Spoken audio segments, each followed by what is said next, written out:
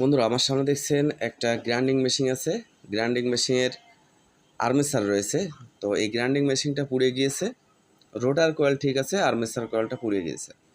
এখন আমরা এটা বাধাই করব, সকল বাধাই প্রক্রিয়া আপনাদের সামনে শেয়ার করব এবং প্র্যাকটিক্যালে দেখাবো কীভাবে বাধাই করতে হয়।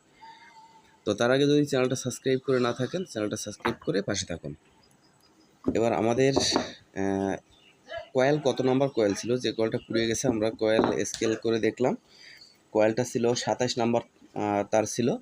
আর ওজন দিয়ে দেখলাম আমাদের প্রায় 60 গ্রামের মতো কয়েল ছিল। তো আপনারা 60 গ্রামের একটু বেশি নেবেন, আপনারা 70 গ্রাম কয়েল নেবেন। 70 গ্রাম কয়েল নিলে থেকে যাবে, কয়েলটা বেঁচে যাবে, তারপরও কম না পড়ে। তো আমাদের পেজ সংখ্যা ছিল 125 পেজ করে, প্রতি চেম্বারে 125 পেজ করে ছিল। তো এখন বিষয় হচ্ছে কি, আপনি যদি তার ছিল সেই একই মানের তার দেন, তাহলে কিন্তু আপনি ঠিকঠাক পারফরমেন্স পাবেন, মানে যে আগে যেমন চলতো তেমনই আপনি পারফরমেন্স পাবেন। এবার দেখেন, আমরা এই কয়েলটা বাধাই করব। বাধাই করতে গেলে আমাদের কিভাবে এই বাধাই প্রক্রিয়াটা করতে হবে। তো আমরা এই কয়েলটা এইভাবে নিয়েছি। এভাবে নেওয়ার পরে দেখেন, আমরা কয়েকটা প্যাচ আগে দিয়ে দিই, তারপরে আপনাদের সামনে দেখাবো। প্রথম প্যাচটা একটু ঝামেলা হবে, পরের থেকে ঠিক হয়ে যাবে। আমরা এক প্যাচ দিলাম,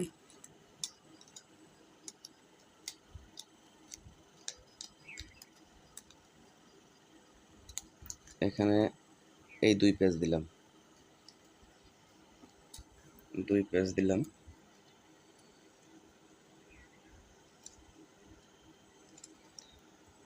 এইভাবে কিন্তু পেঁচাতে হবে। তো এখন আমরা এটা সুন্দরভাবে পেঁচাবো। বন্ধুরা, অলরেডি আমাদের এক সাইডের পেজ সংখ্যা কিন্তু 125 পেজ কমপ্লিট হয়ে গেছে। তো আমরা পরবর্তী সাইড আবারও পেঁচাবো। দেখেন, ফাইনালি আমাদের দুটো কয়েলই বাধাই করা হয়ে গেছে। তো আমরা এখন এখানে কানেকশন করব। তো এখানে কানেকশনের বিষয়টা আপনাদেরকে একটু বুঝিয়ে দিই আমি। এখানে কানেকশনের বিষয়টা কিন্তু খুবই একটু কেয়ারফুল হয়ে আপনাদের কানেকশনটা করতে হবে। এখানে কানেকশনটা দেখেন, এই একটা তার, এই সাইডে দুই সাইডে দুটো তার, এই কয়েলের দুটো তার, এই কয়েলের দুটো তার। এই কয়েলের বাম পাশের কয়েলটা আপনি কানেকশন করবেন, এই কানেকশনটা। আবার এই সাইডের যে বাম পাশের কয়েলটা আছে, আপনি এই কানেকশনটা এই করবেন। করার পরে আমরা এটার ভিতরে ঢুকিয়ে দেব, দিয়ে আমরা চেক করব। এবার আমরা কয়েলটা আস্তে আস্তে ঢুকাই নিব। কয়েলটা ঢুকাই দিছি, ঢুকাই দেওয়ার পরে এখানে কিন্তু আমরা স্ক্রুটা টাইট দিব। স্ক্রুটা টাইট দেওয়ার পরে আমরা রোটারটাকে ঢুকাবো। এটা কিন্তু একটু ভালোভাবে আপনাকে একটু মজবুত করে টাইট দিতে হবে। এটা আমাদের ঢোকানো শেষ, কাজ প্রায় কমপ্লিট। এখন এটাকে এভাবে দিব, এখানে দেওয়ার পরে এখন আমরা এই জিনিসটাকে ঢুকাবো। তো এই জিনিসটাকে ঢোকানোর পরে এবার এটাকে আঁটবো।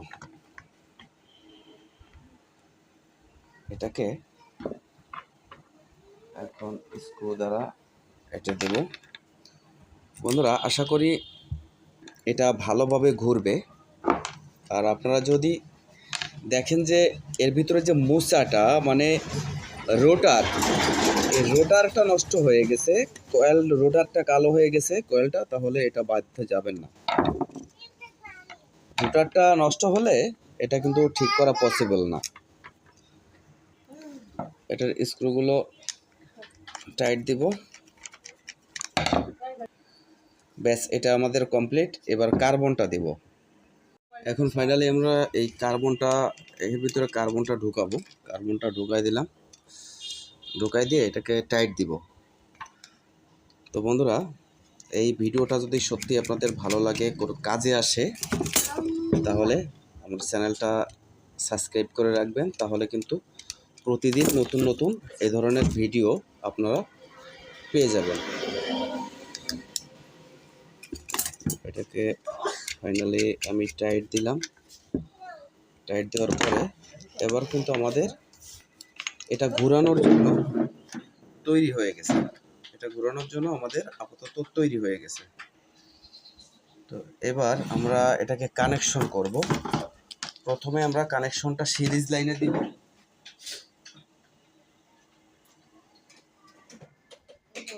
সিরিজ লাইনে কানেকশনটা করব।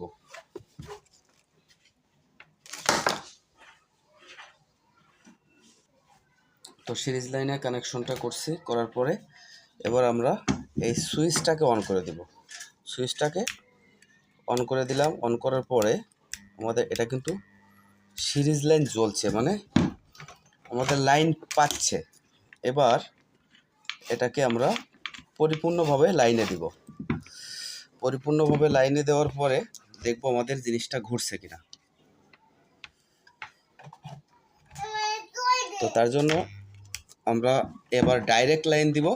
ডাইরেক্ট লাইন দিয়ে তারপরে চেক করব।